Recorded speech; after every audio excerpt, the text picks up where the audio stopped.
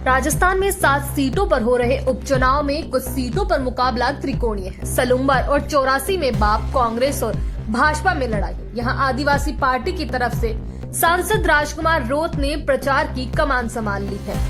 उन्होंने दोनों सीटों पर जीत का दावा भी किया है। साथ ही मंत्री बाबूलाल खराड़ी के बयान पर पलटवार भी किया। सांसद राजकुमार रोत ने कहा कि सरकार ने द्वेष भावना से काम किया है। यहाँ के युवा अगर नाराज हैं तो सरकार को कारण ढूंढना चाहिए, लेकिन उन्होंने समाधान नहीं ढूंढना बल्कि बदले की भावना से काम किया है। हमने युवाओं को संवैधानिक अधिकारों के प्रति जागरूक किया।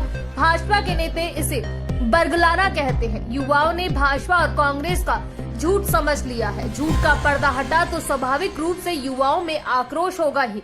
यहाँ के युवाओं पर मुकदमे किए जा रहे हैं। बाबूलाल खराड़ी के आरोप पर किया पलटवार और कहा कि मैंने किसी का ठेका नहीं लिया है, लेकिन सच्चाई बयां करना मेरी जिम्मेदारी है। अगर बाबूलाल खराड़ी आदिवासी नहीं होते, हिंदू होते तो वे दो शादी नहीं कर सकते थे। उन्होंने अपने एफिडेविट में लिखा है कि उन पर हिंदू विवाह अधिनियम लागू नहीं होता है। गौरतलब है कि मंत्री बाबूलाल खराड़ी ने कहा था कि आदिवासी हिंदू है या नहीं यह कौन तय करेगा। रोत ने आदिवासियों का ठेका नहीं ले रखा है। लोकसभा चुनाव में कांग्रेस के समर्थन पर राजकुमार रोत ने कहा, मेरी जीत के मार्जिन में कांग्रेस की भूमिका जरूर है, लेकिन कांग्रेस के समर्थन के बिना नहीं जीतते, ये कहना गलत है। आपको कांग्रेस के नेता को भाजपा में ले जाकर चुनाव लड़ाने की जरूरत क्यों पड़ी?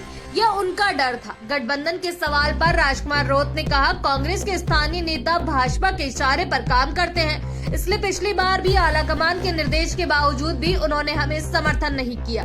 गठबंधन के बगैर भी हम जीतेंगे। नरेश मीणा के लिए प्रचार में जाने के सवाल पर कहा कि नरेश मीणा ने हमसे समर्थन मांगा था, इसलिए हम उन्हें समर्थन दे रहे हैं। मैं दोनों सीटों पर प्रचार में व्यस्त हूँ, लेकिन कोशिश करूंगा कि उनके प्रचार में जाऊं।